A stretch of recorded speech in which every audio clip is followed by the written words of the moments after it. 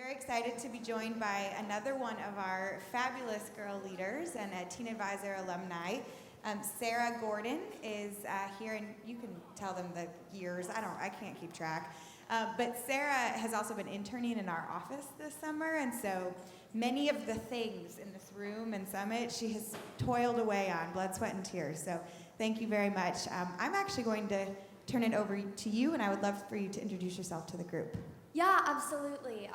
Thank you all so much for being here, first of all. My name is Sarah Gordon, as Melissa said. I just graduated from high school. I'm from Portland, Oregon, and I've been involved with Girl Up since my freshman year of high school, so for the past 4 years. And I was named a Teen Advisor my sophomore year of high school, 2013-2014, and was appointed co-chair of the next year, 2014-2015. And it feels really cool to come full circle and now be working in the office this summer and be able to pull this incredible event together. So we are going to have a conversation about what Melissa has experienced as she has visited 4 out of the 6 Girl Up countries around the world. And so I would like to start just with a Girl Up phrase that we use a lot. We say that Girl Ups helps the hardest to reach girls living in the places where it's hardest to be a girl. And I know that in your travels you have witnessed this firsthand, you've experienced this. And so I was wondering if just to start you could talk about just what it's like getting to the Girl Up communities. Thank you, Sarah. And just a note before I answer the question, I asked Sarah to do this conversation with me because she has also traveled quite a bit on her own and through her volunteerism, so hopefully we'll hear a little bit from Sarah as we go through the questions. So I also wanted to share, too, as I speak about my travels, I will talk about our UN partners a lot. And we do have one of our partners here from UNHCR, Glenn, if you want to raise your hand. And also we have a wonderful woman from UNFPA who's leading a workshop right now with Rajneesh from UNFPA India, who is here with Abhilasha, who spoke this morning. So I'm going to refer to their work that we are very proud to partner and support. So Sarah and I were talking before this about what it means to hardest to reach. And Susan and Pauline and Anu and a few others who have traveled with me, we spent hours in the car to get to these places. I think Susan and I in Malawi probably spent more hours in the car than we did in Malawi. So I mean, when we say hardest to reach, we've really reached out to our UN partners to say, where are there girls who aren't going to get this program otherwise? How can we help, provide the budget so that that girl who's on the edge of that rural village, who's the most vulnerable, who the NGOs haven't gotten to yet, how can we help get to her? And that has definitely been the case. And I think, when we launched School Cycle a couple years ago, I hope some of you have heard of School Cycle. It's been our end-of-year fundraising campaign the last 2 years. That was to provide bicycles. And that was a truly eye-opening experience. Susan and I were able to have in Malawi. I mean, it took us 10 hours in the car. So how long that would take to walk and then to be able to have that bike to make that journey just a little bit more realistic was incredible to actually travel those roads. And I always love, the Caterpillar line of the road to progress starts with a road. We drove on a lot of dirt sides of hills, and there was some moments in the van where you're like, I really wish there was a real road here. Like, I would feel much better about this. And you think about the opportunities and the education and the services that we're trying to get to these girls, and it really does take time, and it takes a lot of resources to reach those farthest to reach places. And certainly when we're traveling to refugee settlements and the camps, they're usually away from town, kind of set aside. They become their own villages. And again, that can take a little bit of time to get to. So hardest to reach is a real literal description for the girls that we're trying to reach. So one of the things that I've really noticed in many of the low and middle income countries that I've been able to visit and work in is that despite the incredibly adverse conditions that teenage girls just like myself live in around the world, these girls are some of the most joyful, the happiest girls that can be found in the world. And that's something that has really stood out to me as I've traveled. And I was wondering, did you experience the same thing in Girl Up communities that you visited? Absolutely. I think that is one of the commonalities. You know, we say by girls, for girls, and, you know, Girl Up is uniting girls to change the world. And the reason that we believe so much in that is because we also believe that girls are fundamentally the same.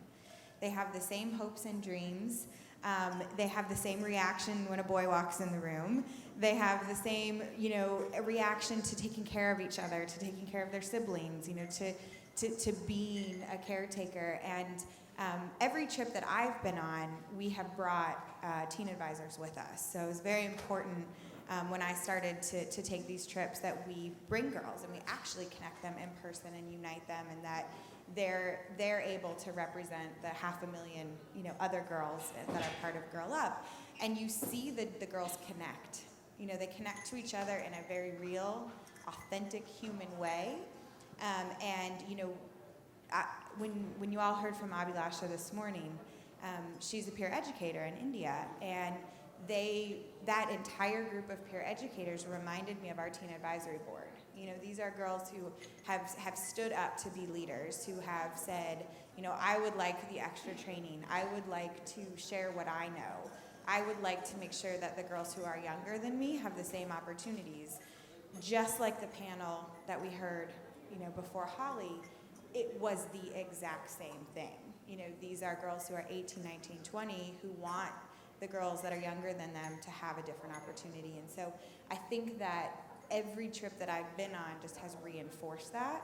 And that makes me just even more driven behind our mission of uniting girls, because I do think that if we can combine all of that power, these are girls who really will change. And it might take a generation, but probably not, because we've got 18-year-olds reaching down to 14-year-old girls and 14-year-old girls reaching down to 10. We don't actually have to wait until they're adults, and the girls in the countries, just like our teen advisors, aren't waiting for that. They're not waiting until they're adults to make change. I also know that you've been able to visit Guatemala twice since Girl Up has become involved. And I was wondering if you could elaborate more on what changes you've seen in communities that you've been able to see evolve over time. Yeah, so that's the one country that I've been able to go back to like a year later. And when we visited Guatemala, the program was just getting started. It was within its first 12 months. Some of the communities that we visited actually had never had an NGO come to their village. So the program was starting at the very basics, you know, reaching out to parents, having conversations with moms and dads about why they should bring their daughters to this program. And the way that they approached part of that was that there was also programming for the moms. So they would all kind of come together. And I remember it was our very first stop, my very first trip with Girl Up, my first experience in a developing country. And everyone was very quiet, very reserved. They didn't really know what to expect. We kind of rolled in with a lot of vehicles and a lot of white people speaking English, and it was just like, what is happening? And they were just a little bit standoffish. They were shy. So fast forward 14 months, very, very short amount of time, really. And we roll back in with the same like troop of cars, because we don't go in small. We come in with video cameras and teenagers and partners and everybody else. And I had remembered that I had taken a picture with one of the girls. She was very quiet, but she kind of kept making eye contact with me, but we never spoke to each other. And we pulled up the second year, 14 months later, and she walked right up to me, and she shook my hand, and she said, "Do you remember me?" And I said, "I absolutely remember you, but I do not recognize you. You are a different person." And I thought that was so powerful that in just 14 months, in one aspect of that program, in just having a place to share, to think, to be asked, to be listened to, she had found her sense of self. And I got to see that in 14 months. I would love to know what she is doing today, because that's a whole nother 14 months later, probably a little bit longer now. But I'm sure she's out advocating. I'm sure she's, you know, reaching other girls, because that's what we see. And the other thing I will share, when we were in Ethiopia, we got to visit a refugee camp. Pauline, you were there with me, so you can attest to this, I think. But it was also very clear how important education is. We had very different experiences when we met with girls who were in school versus girls who were not in school. And I also found that to be very consistent across all of my travels with Girl Up. You can pretty much tell how long or if a girl has been in school by the way that she interacts with us. So we spent the morning in the classroom with girls who were the top of their class. They were number one. They were not the top girl, they were the top student.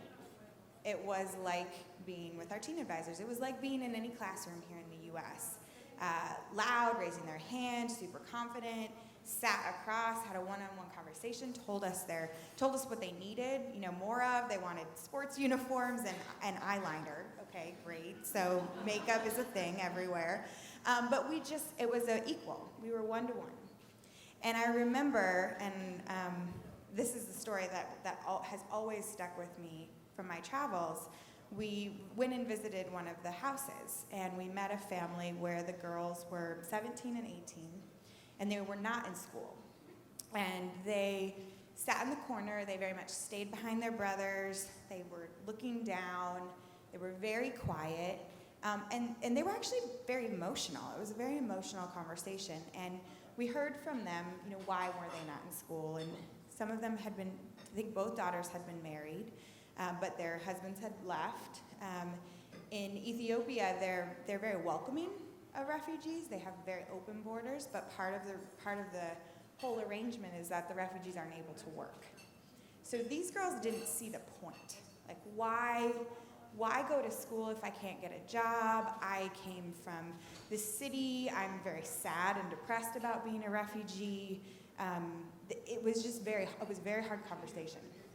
And Pauline and myself, Rocio, who's one of our MCs, Monique Coleman, who you guys will hear from this afternoon, we just implored them in that conversation to reconsider. And in that conversation, what I saw was the power of education and learning, and the confidence that the girls in the morning had, and the happiness and the joy that came from learning and rising and being number one in your class, or solving that problem, or reading that book about that other place in the world that you can go to.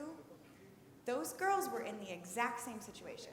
That girl in the morning who was in the top of her class might not also get a job, just like the girl in the afternoon who was not in school. But their sense of self, their quality of life, their happiness in their situation were completely different. And it was one of the most powerful moments that I've had with Girl Up, to understand that, yes, this is about economies and this is about ending poverty, but this is also about changing someone's life experience for the better, no matter what the outcome. And that we all deserve to be happy and to find joy in our everyday existence. And the refugee camp setting is one of the hardest to visit. When you see a room, and sometimes it's tin and sometimes it's not, and you come back home to your apartment full of way too many things like mine was at the time, and you think to yourself, if these girls are happy, then I can be happy anywhere.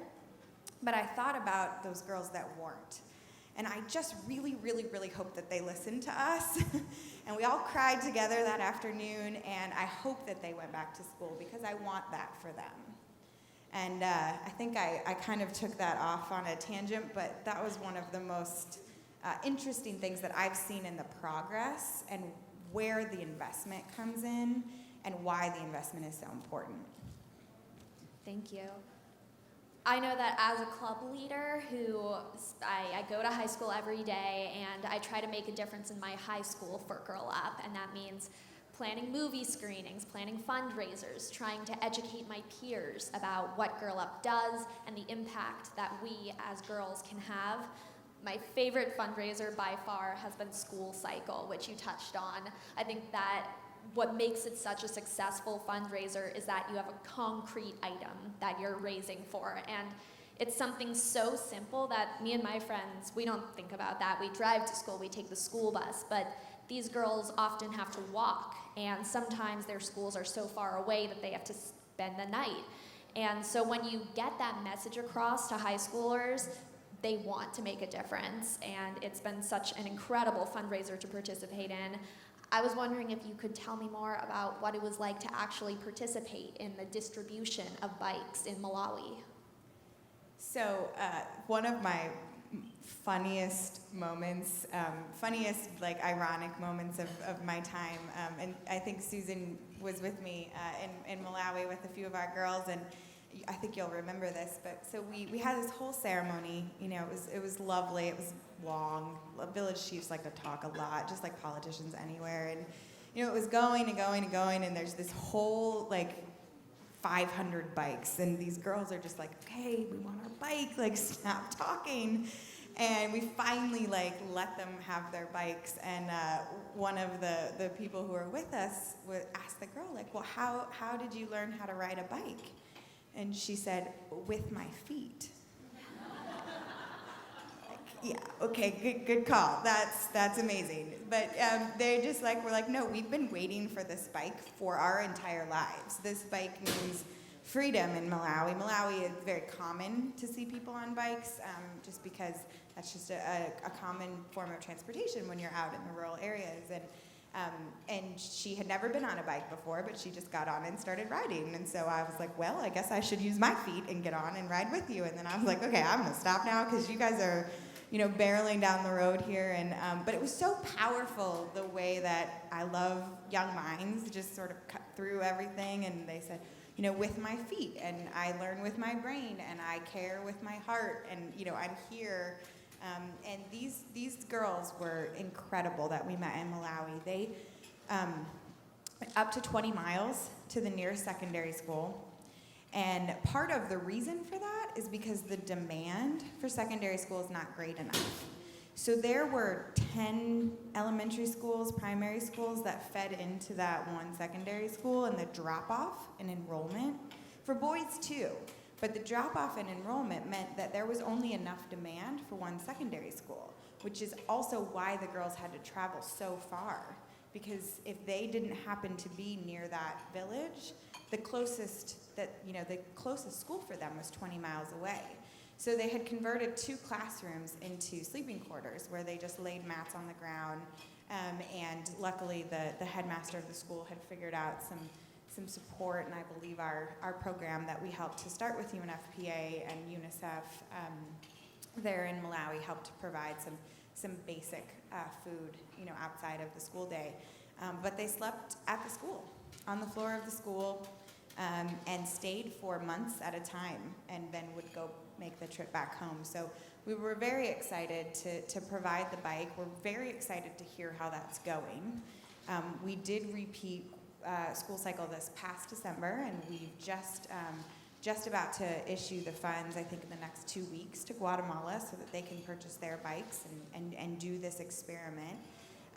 We are planning to take a pause this year and measure the impact. We want to make sure that this is actually an intervention that isn't just a really good fundraiser, but is actually working and not creating more issues. So we will be reporting back to you all and back to you girls on how this is actually working.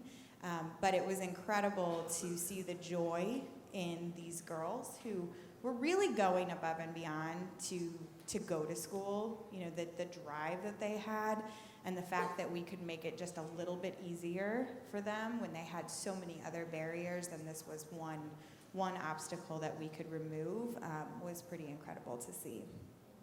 Well, thank you so much, Melissa. I love hearing these stories from the field, and it just reminds us why we're here today. So thank you so much. Thanks, Sarah.